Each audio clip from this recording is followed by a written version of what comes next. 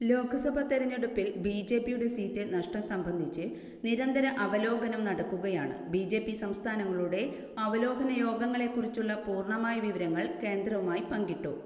പാർട്ടിയുമായി ബന്ധപ്പെട്ട സ്രോതസ്സുകൾ വിശ്വസിക്കാമെങ്കിൽ രാജ്യത്തെ ഏറ്റവും വലിയ സംസ്ഥാനമായ ഉത്തർപ്രദേശിൽ ബി.ജെ.പിയുടെ പിന്തുണ അടിത്തറ നഷ്ടപ്പെട്ടതുമായി ബന്ധപ്പെട്ട് തയ്യാറാക്കിയ അവലോകന യോഗങ്ങളിലും റിപ്പോർട്ടുകളിലും നിരവധി സുപ്രധാന കാര്യങ്ങൾ വെളിച്ചത്തു വന്നിട്ടുണ്ട്. ഇവ സമയത്തിന് മുമ്പേ മനസ്സിലാക്കിയിരുന്നെങ്കിൽ സംസ്ഥാനത്ത് ഈ അവസ്ഥ ഉണ്ടാകുമായിരുന്നില്ല. മഹാരാഷ്ട്രയിലെ തോൽവിയുടെ അവലോകനത്തിലും സുപ്രധാനവും ഞെട്ടിക്കുന്നതുമായ പല വിവരങ്ങളും പുറത്തു വന്നിട്ടുണ്ട്. ബി.ജെ.പിയുമായി ബന്ധപ്പെട്ട വൃത്തങ്ങൾ പറയുന്നതനുസരിച്ച് ഉത്തർപ്രദേശും മഹാരാഷ്ട്രയും ഉൾപ്പെടുന്ന സംസ്ഥാനങ്ങളാണ് ലോക്സഭാ തെരഞ്ഞെടുപ്പിൽ പാർട്ടിക്ക് പരാജയം നേരിട്ടത്. ഇരു സംസ്ഥാനങ്ങളിലെയും സീറ്റുകളുടെ കുറവ് സംബന്ധിച്ച് വിവിധ തലങ്ങളിൽ അവലോകനങ്ങൾ നടക്കുന്നുണ്ട്. പല റിപ്പോർട്ടുകളും കേന്ദ്ര നേതൃത്വവുമായി പങ്കുവച്ചിട്ടുണ്ട്. പാർട്ടിയുമായി ബന്ധപ്പെട്ട വൃത്തങ്ങൾ പറയുന്നതനുസരിച്ച് ഉത്തർപ്രദേശിലെ കുറഞ്ഞ സീറ്റുകൾക്കായി നിരവധി പോയിന്റുകൾ ഉയർന്നു വന്നിട്ടുണ്ട്. യഥാസമയം മനസ്സിലാക്കിയിരുന്നെങ്കിൽ ഒരുപക്ഷെ സ്ഥിതി മറിച്ചാകുമായിരുന്നെന്ന് നിരൂപകർ അഭിപ്രായപ്പെട്ടു. പ്രധാനപ്പെട്ട 3 കാര്യങ്ങളിൽ ഇതിൽ ഒന്നാമത്തെയും പ്രധാനപ്പെട്ടതുമായ കാര്യം വീണ്ടും തിരഞ്ഞെടുക്കപ്പെട്ട എം.പിമാരുടെ ടിക്കറ്റിൽ എം.എൽ.എമാരുടെ അഭിപ്രായമോ അവരുടെ ഭാഗത്തു നിന്ന് കാര്യമായ സഹായമോ ലഭിച്ചില്ല എന്നതാണ്. ലോക്സഭാ സ്ഥാനാർത്ഥികൾ തെരഞ്ഞെടുപ്പിൽ മത്സരിക്കുന്നത് തുടർന്നു.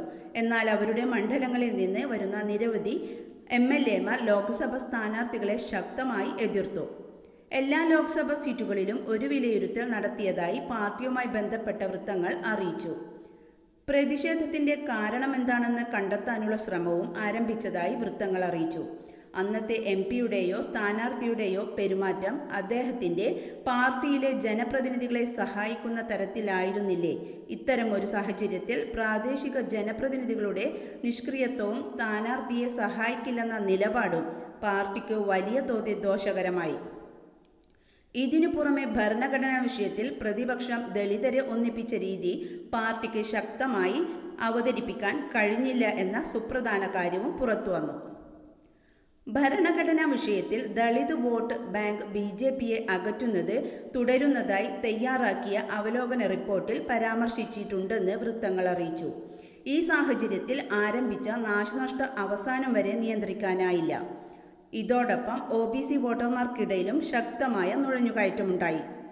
പാർട്ടിയുമായി ബന്ധപ്പെട്ട പ്രവർത്തകർ മറ്റു പാർട്ടികളിലേക്ക് ചേക്കേറിയതാണ് ബി.ജെ.പി കണ്ടെത്തിയത്. ബ്യൂറോക്രസിയുടെ സ്വേച്ഛാധിപത്യം മൂലം പാർട്ടിക്ക് കാര്യമായ നഷ്ടം സംഭവിച്ചതായും തയ്യാറാക്കിയ അവലോകന റിപ്പോർട്ടിൽ പരാമർശിക്കുന്നതായി പാർട്ടിയുമായി ബന്ധപ്പെട്ട വൃത്തങ്ങൾ അറിയിച്ചു. ഇത് സംബന്ധിച്ച് പ്രദേശത്തെ ജനപ്രതിനിധികൾ വിവിധ അവസരങ്ങളിൽ തുടർച്ചയായി ശബ്ദം ഉയർത്തിയിരുന്നു. 2 ദിവസം മുമ്പ് ഉത്തർപ്രദേശിന്റെ തലസ്ഥാനമായ ലഖ്നൌവിൽ ഭാരതീയ ജനതാ പാർട്ടിയുടെ കോർ കമ്മിറ്റി യോഗം ചേർന്നതായാണ് വിവരം. തുടർന്ന് തയ്യാറാക്കിയ അവലോകന റിപ്പോർട്ടും കേന്ദ്ര നേതൃത്വവുമായി പങ്കുവച്ചിട്ടുണ്ട്.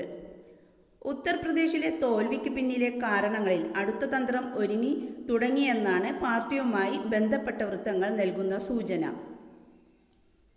ഉത്തർപ്രദേശിലും മഹാരാഷ്ട്രയിലും ഭാരതീയ ജനതാ പാർട്ടിയുടെ ദുർബലമായ പ്രകടനവും അവലോകനം ചെയ്യപ്പെട്ടിട്ടുണ്ട്. പാർട്ടിയുമായി ബന്ധപ്പെട്ട വൃത്തങ്ങൾ പറയുന്നതനുസരിച്ച് മഹാരാഷ്ട്രയിൽ ഭാരതീയ ജനതാ പാർട്ടിയുടെ ദുർബലമായ പ്രകടനത്തിനുള്ള പ്രധാന കാരണങ്ങളിലൊന്ന് സഖ്യകക്ഷികളുടെ ശക്തമായ സംഘടനാ തലത്തിലുള്ള ഘടനയുടെ അഭാവമാണ്. ശിവസേനയും എൻ.സി.പിയും തെരഞ്ഞെടുപ്പിൽ ശക്തമായി മത്സരിച്ചെങ്കിലും ലോക്സഭാ തെരഞ്ഞെടുപ്പ് വരെ സംസ്ഥാനത്തുടനീളം സംഘടനാ സംവിധാനങ്ങൾ ശക്തിപ്പെടുത്താനുള്ള നടപടികളിലൂടെയാണ് ഇരു പാർട്ടികളും കടന്നുപോയതെന്ന് വൃത്തങ്ങൾ പറയുന്നു. സ്ഥാനാർത്ഥി നിർണയത്തിൽ സഹപ്രവർത്തകരുടെ സഹായത്തിന് ഒരു കുറവും വന്നിട്ടില്ലെന്നാണ് പറയപ്പെടുന്നത്. പാർട്ടിയുമായി ബന്ധപ്പെട്ട സ്രോതസ്സുകൾ വിശ്വസിക്കാമെങ്കിൽ ബൂത്ത് തലത്തിൽ സംഘടനാ തലം ശക്തിപ്പെടുത്തുക എന്ന ലക്ഷ്യത്തോടെയാണ് ഈ തെരഞ്ഞെടുപ്പ് ഭാരതീയ ജനതാ പാർട്ടിക്ക് വേണ്ടി ശക്തമായി പോരാടിയത്. ഇതിന്റെ ഗുണം ബൂത്ത് തലത്തിൽ ഭാരതീയ ജനതാ പാർട്ടിക്ക് ദൃശ്യമാണ്.